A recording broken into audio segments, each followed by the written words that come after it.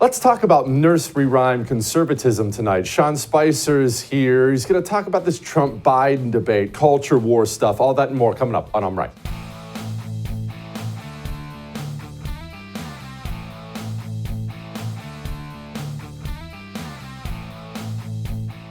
All right, before we get to nursery rhyme conservatism, let's do something we do all the time on the show, way too often, but something we feel strongly about. We honor the fallen, especially the fallen in training. Captain John Robertson, U.S. Air Force captain, just lost his life. He was training at a base in Texas. There was some sort of ejection seat mishap on the ground. I don't know the details. I don't care. I just want us all to honor this warrior. Gave his life for his country. Pray for his family, all right? Rest in peace, sir. Now, there's a phrase I use a lot, and I feel like I probably should explain it in a little more depth. Nursery rhyme conservatism. What does that mean? Nursery rhyme conservatism. Well, there are a lot of reasons for why I think nursery rhyme conservatism exists. And maybe to explain what it is, I should start with those reasons. First and foremost, we are a nation that was founded by Christians, by born-again Christians. That's what we were founded by. Go read all the writings of the founders. Go read how they thought about God and everything else. Go read the Declaration of Independence. It's God all throughout the thing. We were a country founded by Christians. And while obviously any one religion, one belief system doesn't have a monopoly on peace, and I realize Christians have done violent things throughout history like any other religions have, but in general, Christians are taught to be peaceful people, to live in peace. At least Americanized Christianity, that is very much what they believe. Hey, it's just love and turn the other cheek and love and love and love and love and love. And I have huge problems with that kind of teaching, not with Christianity, not with the Bible. I think it's being abused. But that has been a strain that has run through this country. And it's been a great thing for the most part. Let me be clear about that. We are a nation that focused on morality, on right and wrong. We want to do things the right way. Have we always? Of course not. No nation does, but we have wanted to do things the right way. So that's part of it. And that's a good part of nursery rhyme conservatism. And there's another part of the why nursery rhyme conservatism exists. And this part is, well, it's cowardice masked as virtue. That's really what it is. Cowardice masked as virtue. So let me ask you something. Think about this. Have you ever heard of, speaking of the Bible, have you ever heard of the Bible's reference, Psalm 23, to the valley of the shadow of death? Everyone has heard of that. Everybody, whether you go to church or not, everyone's heard, yea, though I walk through the valley of the shadow of death. Everyone's heard of it. Well, did you know that that is actually a valley? It's more like a canyon, a gully, to be honest. And actually, I've stood over the top of it and looked down into it. And one of the fascinating things about it, beyond the fact that King David was running for his life down that valley at one point in time, beyond that, if you look down in it at a certain place, you will see a monastery built into the side of the mountain. I'm going somewhere with this, you're just gonna have to be patient. And it's built down in the bottom of the canyon into the side of the mountain, and it's the coolest freaking thing in the world. And there are, to this day, there are monks and their servants and whatnot who live there. And what do? All day long, they read the Bible, they pray, they worship, they have dedicated their lives to that life. Okay, that's fine, that's good, it's a cool thing. Now, let's go to New York City. NYPD cop. He had a rough beat last night, drug addict. He killed somebody last night. Man was trying to attack him, trying to attack his partner. He had to pull out his pistol and shoot the guy in the face last night. Now let me ask you something. Is the monk who has separated himself from the world and just worships and prays all day long, is he a better person? Is he a holier person, a more moral person than the cop? No, he's not. The cop has chosen to wade into the world, to fight back against the evil, to get his hands dirty. I'm not insulting the monk, good for the monk, but I do not look at the monk as a holy man and the cop as kind of a bad guy. I simply don't. We have abused the word of God. We've abused so many things in this country that we truly, truly believe on the right. So much of the right, maybe not you, but so much of the right truly believes to fight back is wrong. To wade into the muck and fight against evil is somehow immoral or a violation of our principles. When, if you're going to reference the Bible, as we have several times, throughout the Bible, there are examples of calling out evil. Jesus himself, you hypocrites, you brood of vipers. King David collecting 200 foreskins and was named a man after God's own heart. That stuff's in the Bible too. But nursery rhyme conservatism has taught the right not to fight back. In fact, it's taught the right that if they lose to the communists, because they refuse to fight back, that they're the good guys. That you can sit there and lose, you can give up your country, you can give up your culture, you can never make them feel pain. You don't try to make enemies of anybody. You don't try to take away their power. But if you lose and you lose the right way, you did the right thing. That's nursery rhyme conservatism. Nursery rhyme conservatism believes Marvel movies are real. Or Captain America, the perfect guy with perfect teeth and perfect manners can come along and he'll fight against evil, but he'll do it the right way. He'll do it politely every single time. That's not how life works. You want to see nursery rhyme conservatism? Do you remember when Bill Barr, Trump's second useless attorney general, remember when he got up and said this? Those who broke the laws will be held to account. But this cannot be, and it will not be, a tit-for-tat exercise. We are not going to lower the standards just to achieve a result. The only way to stop this vicious cycle, the only way to break away from a dual system of justice is to make sure that we scrupulously apply the single and proper standard of justice for everybody. Wow. That is so inspiring. And now that Joe Biden is president and his Attorney General Merrick Garland have taken over, do you see how inspired the communist was by Bill Barr's good conduct? It's been amazing. They looked at Bill Barr and they said, wow, that's a guy, he's not abusing his office. He's not attacking his political opponents. Guys, I'm inspired. I think I'll do the same. Isn't that what Joe Biden and Merrick Garland said? No, it's not. Laying down for evil is not good. It is not moral. It is not right.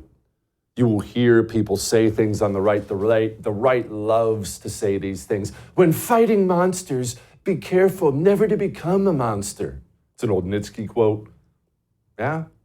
United States Marines in the Pacific used to take explosives and toss them into Japanese caves and blow up everyone who was inside. And sometimes there were women and children being used as human shields in those caves. And they did it because they knew they had to win and they couldn't go in there or they would all die. Were they wrong?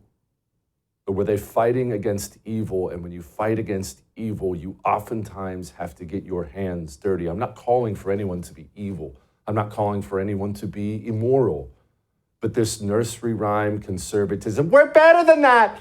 My principles is exactly what has gotten us here. And you know how you know that? Whenever you see anyone on the right talk like that, the communists love it. They sit back, they see Bill Barr give a speech about no tit for tat, and they laugh. These chumps. There's nothing moral, there's nothing biblical, there's nothing right about allowing your country and your culture to turn into filth like we have allowed ourselves to happen here. They're cutting the penises off of teenage boys in this country. I don't want to hear about your principles. I want you to fight back against the demons. Reject nursery rhyme conservatism wherever you find it. Whenever anybody tries to throw roadblocks, stumbling blocks in front of you, when you're ready to fight back against evil, you politely tell them to get their soft butts back to the sidelines where they belong, because it is time for us to take back power and think like conquerors. You have communists in your area, no matter where you're listening to me. Maybe they're on the school board. They probably are. Maybe they're in the library. Maybe they're on the parks department. I don't know where they are. You can live peacefully with them if you want. I suggest you go take their power away from them. Go make an enemy. All that may have made you uncomfortable, but I am right. Now, we have a bunch we have to discuss. Let's discuss the debate, this Trump-Biden debate with Sean Spicer in a moment. Before we discuss that, let's discuss the timeshare you think you're stuck in, but you're not. Lone Star Transfer will legally and permanently get you out of your timeshare. All you have to do is call them. I know these timeshare companies do this to everyone. You're not alone. They trap you in. They don't tell you you're locked in for life. And soon you want out, and they tell you you can't get out. Pay your annual fees. We'll sue you. Stop calling the timeshare company. Stop emailing them. They're the con artists. Call Lone Star Transfer. This is a family business. A+ rating with the Better Business Bureau. And they're successful 99% of the time, legally and permanently getting you out. Make a phone call. 844-310-2646. We'll be back.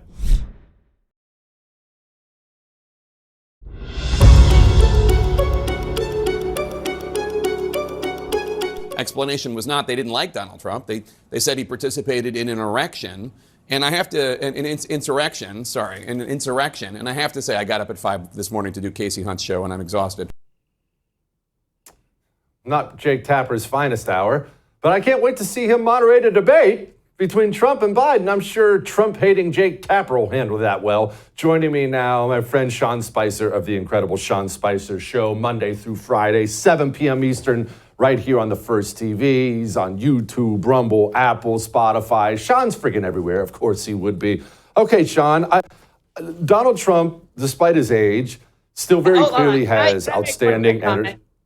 Jesse, I think you got that clip wrong. I think you got that clip wrong with Jake. I think that the issue there was he wasn't taking a dig at Donald Trump. He was staring at Jeffrey Tubin. That's my take on that. Oh gosh. All right, quit. Look, obviously Donald Trump has outstanding energy, especially for a man his age, still up there giving hour-long speeches at rallies and things like that. Joe Biden is half dead. Everyone can see that. So if they're going to debate, the only way Joe Biden could handle Donald Trump is if they accept a debate invitation from a hostile actor in a highly controlled environment. And alas, that's what we accepted. Could you explain that to me, Sean? I can't explain it, only to say this. Having been around Trump and helping to negotiate some of his forums in 2016, he doesn't care. My whole view was I'd say to him, hey, here's what we want. The only thing he ever asked of me in advance of the NBC Commander-in-Chief Forum, he said, I just want to go first. And I said, well, here are the other things that we want to secure. And he goes, I don't care about anything else. I want to be first. And that's when he was going to face off against Hillary Clinton. And luckily, I was able to get that for him. But he doesn't care. He's like, I don't care if it's Jake Tapper. I don't care if it's Joe Biden. I want a shot at Joe Biden. I'll outmaneuver him. I'll outdebate him. Nobody can do that. I care about the movement because we give CNN credibility. We humanize, to use their word, Jake Tapper, who is a Democratic staffer. He worked for Chelsea Clinton's mother-in-law. He was the spokesman for the Brady Foundation. This is a guy who hates the issues, the candidate, and the movement, and we're allowing the debate. So it's not a question for me about whether Donald Trump can handle him. He can handle anybody. The question is, why do we always give in? Trump, the negotiator, should have said, I'll tell you what, I'll give you your CNN with no audience, no RFK, and your moderator. And I'll even throw in an ABC with David Muir. You got to give me one debate, and I don't care where it is. Here's your choice. Jesse Kelly, Sean Spicer, anyone on the first, I don't care. I mean, why didn't we get something out of that? That's what I think. Give him 2-1, but get something. Okay, Sean, I want to lean on your knowledge here because people don't know what you know. They haven't seen the things you've seen behind the scenes and how these things work. Everyone woke up yesterday and they saw this, and some people cheered and some people like me cringed and yelled about it. But how do these negotiations work behind closed doors? Because as you mentioned, you've actually done it. I mean, how many freaking people have actually done it? You've done it. Who's doing the negotiating? What's the back and forth? Like, give us the inside baseball stuff. So there's two pieces to this. Number one, we negotiated forums and primary debates. That's different. And a lot of times it's the senior folks from the campaign negotiating with the entity, meaning the news organizations. The presidential debates have always been done with the Presidential Commission on Debate. That's where these guys went around the system and negotiated with each other. There's a lot of behind the scenes. And again, the problem, if you're Donald Trump's negotiator, i.e. Chris LaCivita or Susie Wiles, is you're looking at this from a staff standpoint. You have a client in Donald Trump who's saying, anytime, anywhere, I'll take on anybody. And he projects that. And I think that's great because Donald Trump will go on CNN. He's already done a town hall. Joe Biden won't do an interview with the New York Times. But to your question, these are behind the scenes negotiations with the campaign senior advisors. And then ultimately, what happened yesterday is the network, seeing this thing evolve, immediately started issuing invitations. And the Biden campaign and then subsequently the Trump campaign saying, we'll accept this. So you saw a CNN invitation, they accepted. You saw an ABC invitation, they accepted. Here's what you didn't see. Fox also sent out an invitation that Trump accepted. The Biden folks were very clear. We're not going to accept any organization that hasn't hosted a DNC primary debate, which was immediately done to exclude any organization like Fox or The First. So again, this was very carefully done. And by the way, they even did it just in case, I'm a contributor over at News Nation. They said in 2016, they didn't even allow it to be 2020 because they knew that would carve out certain other organizations. They were very careful about how they did this. They did everything except for requiring that Jill Biden be the moderator. This is all on Biden's terms. The one thing that they have going for them is they actually will get Biden on a stage. And I think that we can all admit that getting Biden on a stage and having to defend all of these policies is going to be important because, look at Jesse, there is nothing going well in this country when it comes to our policy, our immigration, our economy, crime and safety, and then you look foreign policy-wise. The failed Afghanistan withdrawal has led to chaos around the world. And Donald Trump, if he's smart, he starts this debate by saying, I'm willing to put up my record against yours, Joe. Tell me what you've done well. Here's what I did. Energy independence, secure the border. The economy had the lowest unemployment for all categories of Americans. We didn't have chaos around the world. Name one thing that you're proud of. Yeah, it's the contrast is so stark if you can do that. Okay, Trump went on Hugh Hewitt's show and he said something that I've been thinking for a while. You and I have talked about it before. Anyway, here's what he said. I really think he has to debate. He might as well get it over with. Probably should do it early so that he can, he's not going to get any better. No, but June and September is great. Every day is a down factor for him. Do you think if his infirmity increases, they will dump him, Mr. President, at the convention, replace him with Kamala or Gavin or someone like that? I do. I don't think they'll have a choice. Sean, I 100% agree with Donald Trump there. I've been saying it for the longest time, and I think it's such a no-brainer for Democrats, and I realize there are some real roadblocks there. What do you do with Dome? What do you do with other things? But they can take all the things people are mad about that you just pointed out, drop them in Joe's lap, wheel his old butt out the back door, and bring out a fresh face, and then, well, I don't know that we're not in trouble in that scenario. Am I crazy?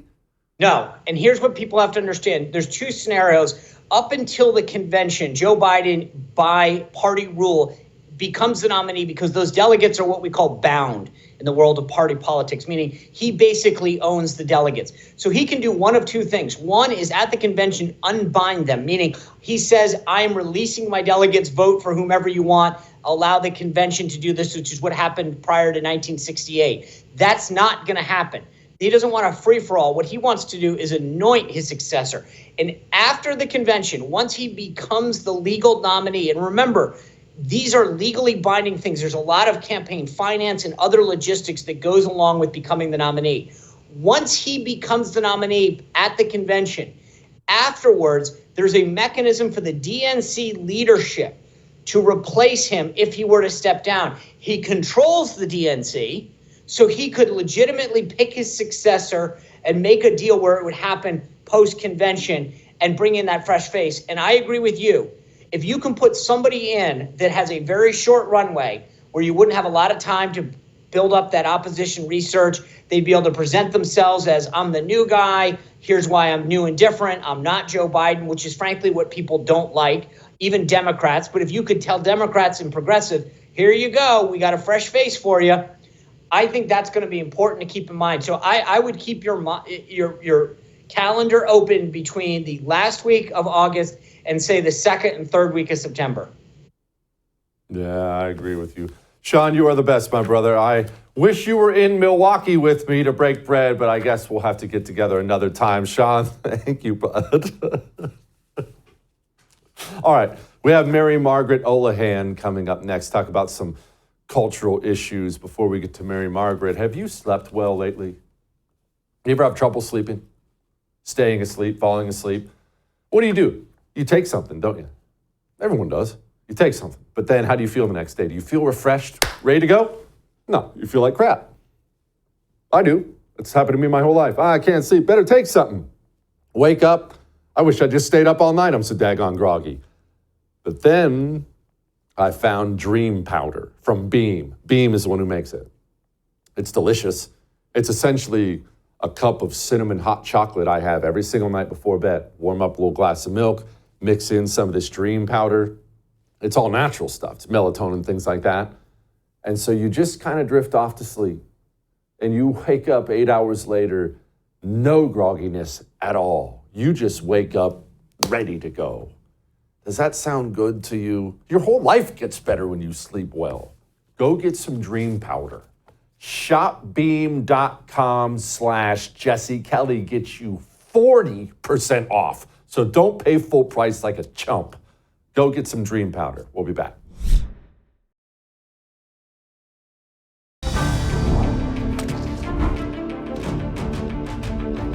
Our own nation is led by a man who publicly and proudly proclaims his Catholic faith, but at the same time is delusional enough to make the sign of the cross during a pro-abortion rally.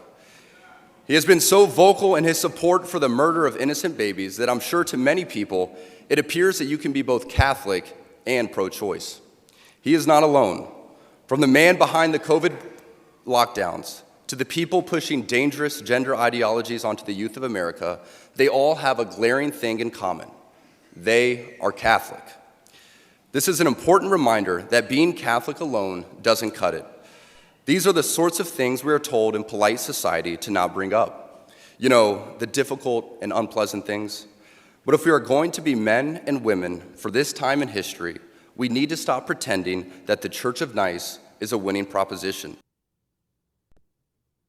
Daggone, man.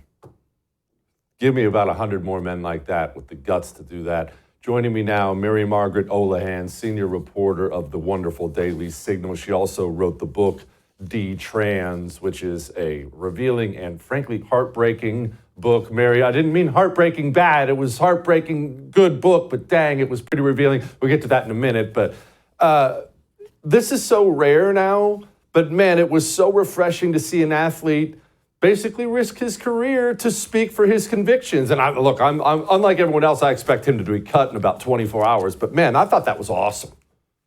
I thought it was so awesome, too. I was so inspired. And I would be willing to bet that he had a conversation with his wife and his close friends before he gave that speech and said, I have to be ready for the NFL to cut me for this because it is not your average NFL speech. It was pro-family, pro-marriage, pro-wife, big wife guy, very just really inspiring. And he's a serious Catholic. He takes his faith really seriously. So that means that he stands for traditional marriage, gender roles, all of that.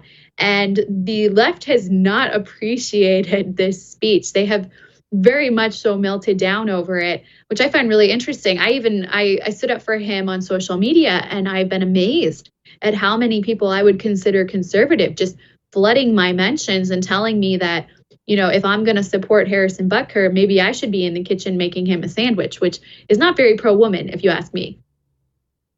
No, it's not, although I am very pro sandwich. And it's funny you brought up that point, Mary, because I found it to be pretty revealing. The man obviously adores his wife, reveres his mother. It was very obvious to anyone paying attention, but he spoke about being a homemaker and what a treasure that is and how important that is. And as you said, it wasn't just from the left, from the right. So many women were angry about that. Why do you think that is? Well, I think he kind of struck a nerve because we have a cultural crisis right now of women who desire marriage, they desire family, they want a good, strong man that can lead their family. But unfortunately, due to the times we're living in, there aren't that many men who know how to do that. And so these women are feeling this void here and looking for someone that can do that for them, and they're not finding it. And so I think for many women on the right, their instinct when they hear something like this is to say, no, you're wrong, that motherhood is not something that I desire this greatly. And they kind of want to push it away and take a step back because it hurts, when they can't have that. They would rather push away from it a little bit than really to agree with Harrison Butker that, yes, motherhood is one of the most joyful callings or vocations that there is. And that the joy that you can find in motherhood is honestly, I think, unparalleled. And I'm not a mother myself, but from what I've seen of my friends and my own mother and my family, it's a really beautiful thing. And I don't think we should be criticizing Harrison Butker for praising that. Yeah, no, I don't think so either. Okay, let's shift gears here to some other things. There's obviously a war on the church. It's a war it's been declared by the federal government. You have the FBI infiltrating churches. We know now from leaked memos that they're already inside of so many churches. And we have pro-lifers, 7 of them just got lengthy prison sentences, 2 of them in their 70s, 1 of them a veteran. And yet, Mary, honestly, it's not that I'm shocked that the federal government would do this because the federal government's evil and it's run by demons. What bothers me is how silent so much of the church is in this country. Just going to try to, turn the other cheek our way through this whole thing? Are we going to stand up and start getting more involved? I would certainly like to know. And you're completely right. We have seen very profound silence from our religious leaders as more and more Americans are targeted for their pro-life beliefs. Kristen Clark, who heads the DOJ Civil Rights Division, is the one that has been in charge of prosecuting or charging these pro-lifers with the FACE Act, which is the Freedom of Access to Clinic Entrances Act. That act is supposed to protect pregnancy centers and Catholic churches as well. But I think you can guess how often the DOJ uses it to protect churches and pregnancy centers, even though there have been hundreds of attacks on pregnancy centers and churches since the Dobbs leak when we found that Roe was about to be overturned. So we very much have a two-tier system of standard of justice when it comes to pro-lifers and this FACE Act. And lawmakers like Congressman Chip Roy and Senator Mike Lee have called for the FACE Act to be defunded, for it to be repealed and largely gotten rid of because they don't see a way that it can be used effectively without being a double standard. Mary, the GOP, honestly, I'm laughing before I even ask the question. Where's the GOP in all this? Where they always are, sitting on their hands, sucking their thumbs, afraid of the media, afraid of Democrats. But how in the world, look, we have a whole gaggle of Republicans out there in New York City today defending Donald Trump for being on trial, and that's good. I applaud them for that. But where's the gaggle of Republicans speaking out against Christian 70-year-old women getting tossed in the clink for the rest of their natural lives? The silence has been deafening from the useless GOP. The silence has been deafening, and I think part of the reason is because these are nuanced cases that are hard for staffers to understand. So my guess is the staffers are less likely to kind of dive into it if it's not very simple messaging, unfortunately. But I will also say that the pro-life movement has always struggled to find relevance when it comes to the GOP. The abortion issue is not a sexy one. It's one that has struggled to maintain popularity among the GOP. And I think, unfortunately, that's because some members are just not actually pro-life. And this crossover here seems to be an easy opportunity. It's not just abortion, it's also weaponization in the DOJ. It seems like an easy crossover in terms of messaging. So I am curious to see if more Republicans speak up on it, because now Lauren Handy, one of these pro-life activists, will spend almost 5 years in jail.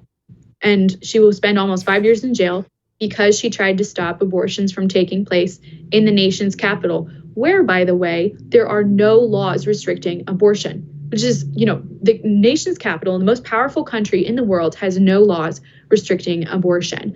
And this is where all our lawmakers are every single day. You would think there might be more interest in protecting the unborn in the most powerful city and the most powerful country in the world, but that's where we're at. Well, who has time for unborn babies when you're worried about Colombia and protests? Okay, Mary, tell everyone, I already know about it, tell everyone about this book, D-Trans, you have coming out. So I have this book coming out. It's publishing May 28th, so a little less than 2 weeks, but you can pre-order it now. I spoke with many detransitioners, young people who tried to change their gender and then realized this is impossible. But this was only after they had taken hormones for years that should change their bodies, and in some cases undergone really invasive and horrible surgeries, such as a double mastectomy.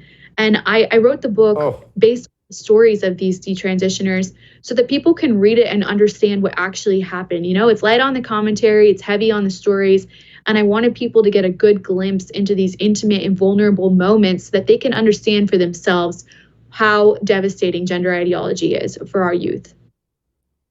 I just cannot believe we live in a country where we're chopping the breasts off of teenage girls. It's just more than I can take sometimes. Mary, I want people to go get the book. Go get the book, D-Trans. Mary, thank you for joining us. I appreciate it very much. Yeah, jeez. That's so sad, man. It's so sad. Whatever. All right. You want to talk about space for a minute? We have some super brain coming on. He's worried about the space race and China and nukes and all kinds of stuff. We'll talk to him in a second. Before we talk to him, let me talk to you about coffee, baby. The best coffee. My coffee company, Blackout Coffee. No, I don't think it counts as my coffee company because I just buy coffee there. I don't own it. I realize I made it. Whatever, I love Blackout Coffee. I love their coffee. They deliver it to my front door. I love their values, honestly. Their values are why I buy from Blackout Coffee, because they share my values. This is a company, much like Harrison Butker, they're not hiding their values. They're not hiding under the bed, worried about backlash. They're out there. They're printing it on their merch. God, guns, America, life. Don't you want to support a business like that? We all drink coffee. Why not drink coffee and support someone who supports you? How about 20% off your first order? blackoutcoffee.com/Jesse gets you that. Go get yourself the best coffee. We'll be back.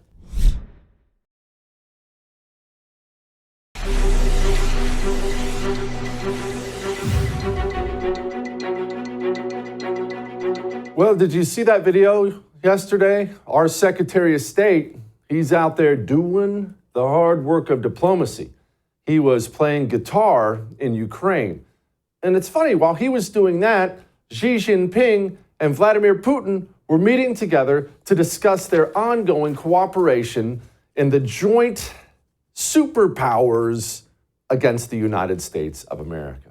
We are doing well here. Joining me now, Greg Autry, author of the book Red Moon Rising, How America Will Beat China on the Final Frontier. Okay, Greg, there are a lot of metrics that don't look great right now, especially economically, even militarily, between us and China. How will America defeat such a big empire? Well, by embracing our free market competitive versus their centralized state-owned economy, and not making the same mistake we've made in every other industry.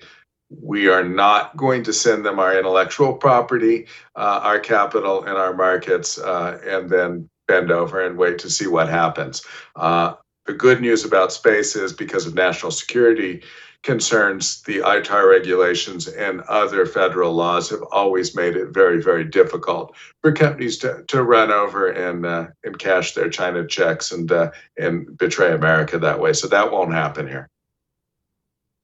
Greg, before we get into the space portion of this, which is obviously going to be the meat of the issue, what are your credentials? Tell people who you are. Sure. I am the director and clinical professor of space leadership, policy, and business at Arizona State University's Thunderbird School of Global Management. As a research scholar, I've been studying the commercial space industry for longer than anybody, over 2 decades. I served on the NASA transition team, the agency review team for President Trump in 2016, and was the White House liaison to NASA in 2017. In 2020, President Trump appointed me to be the chief financial officer of NASA. Unfortunately, hashtag 2020, the Senate had a meltdown, so there was never a confirmation vote there.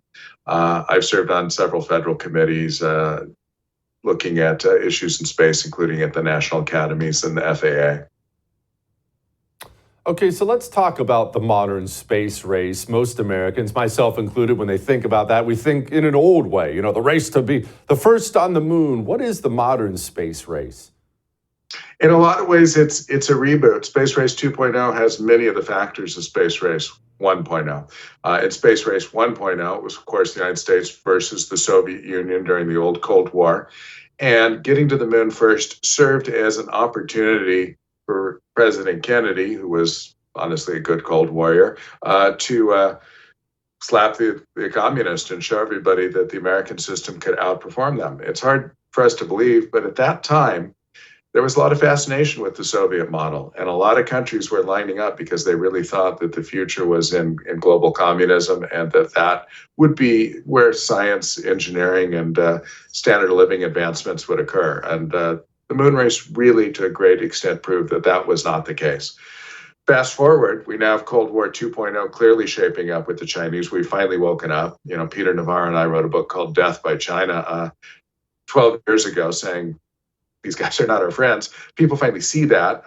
Even the Biden administration has admitted that the Chinese are militarily aggressive and committing genocide. So we've got the same issue going on. Again, there's a race to the moon. This time it is to stay and to exploit the resources that are found there, including things like rare earth elements and potential propellants for rockets and other things. And we're in a real competition to make that happen that most people aren't aware of, but the Chinese are very aware of. Okay, so I hate to even ask this question, but there's us, there's Russia, there's China. I know those daggone Ruskies have been famously pretty good when it comes to things like rockets and missiles. Who's winning this race right now? Right now, the U.S. is way ahead. The Russians have fallen out of second place, and the Chinese have eclipsed them. The problem is the Chinese are diligently and ruthlessly moving forward. The Russians are almost out of the game. They have not made the investments for many years that they needed to make in space. They had bad management at Roscosmos, and frankly, they've been gutting their civilian and space exploration programs in order to send people to the front in Ukraine. So China's the problem, and it's not how far behind they are, it's how quickly they're moving up on us. So they've launched, for instance, several successful lunar landers. They launched another one last Friday that will land in a few weeks. The United States has had 2 attempts this year to land on the moon. One failed completely, and one was a partial success, but the lander fell over. We haven't landed anything on the moon since the 1970s. So China is beating us in some regards. On the military front, there are real concerns, some of which we can talk about, some of which we can't. But Chinese hypersonic rocket technologies appear to exceed U.S. capabilities. They demonstrated a skip rocket that essentially can orbit the Earth and then come down at hypersonic speeds, probably something we can't intercept with our current interception technology we have in Alaska and California. So they're real concern. Okay, Greg.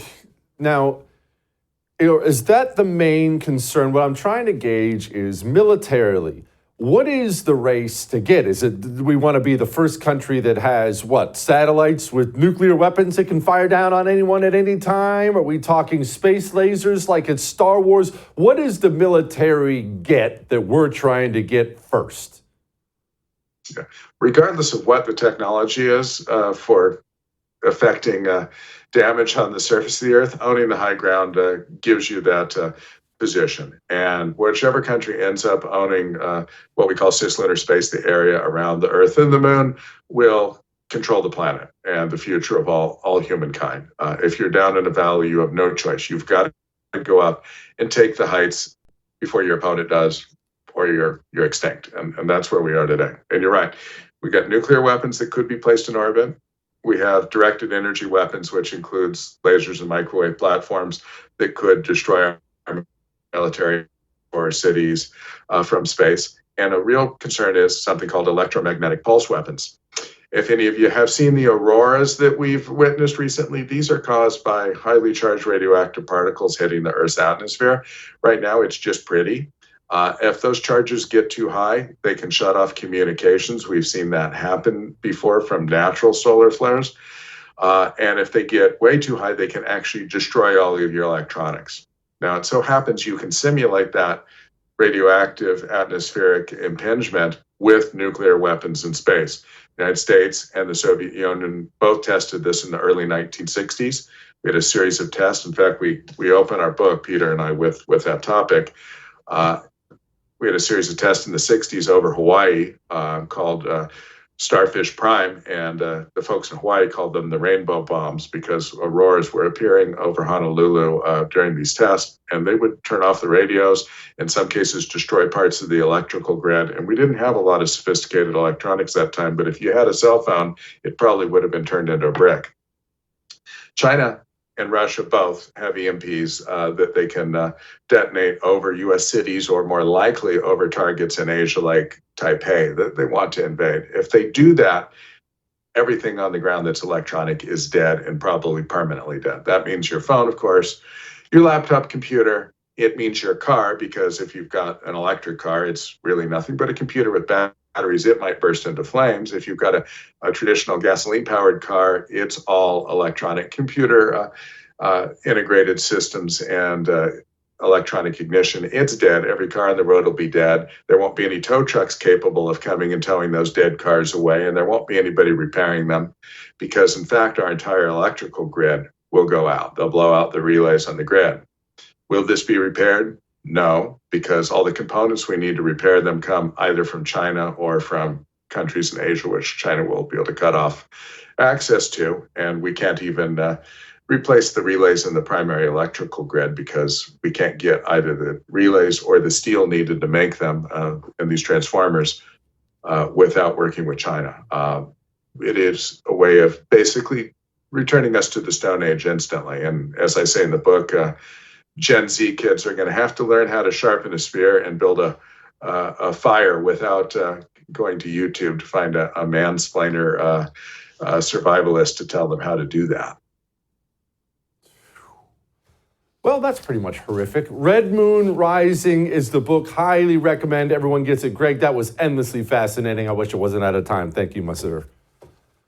All right, we have Light in the Mood next, and now I need one because I'm worried about Chinese space lasers. Hang on.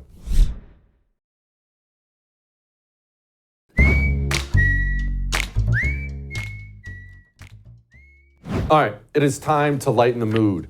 And this is a little bit of a different light in the mood. We talk all the time about getting involved, taking back your community first. Legal and local is how we can and will save this country. People like you getting involved. Not this guy running for president or this guy running for Senate. All of us can save the country, and people are beginning to do this. You are beginning to do this. Had a viewer reach out to the show. He turned his anger into action. He's out there knocking on doors, out there busting his butt, and look at those numbers. There is now a rhino puke in the GOP who will no longer be in the GOP because he got bounced in a primary because normal Americans just like you got up off the couch, not just tweeting about it, not just doing all these things, got up, did something, and got a victory from it. You can do it too. You, not the guy sitting next to you. You, not me. You. Turn your anger into action. Hey, full disclosure, as soon as I pull this thing out of my ear tonight, I'm going to a local political event myself. I'm doing the same thing. Let's get involved. See you tomorrow.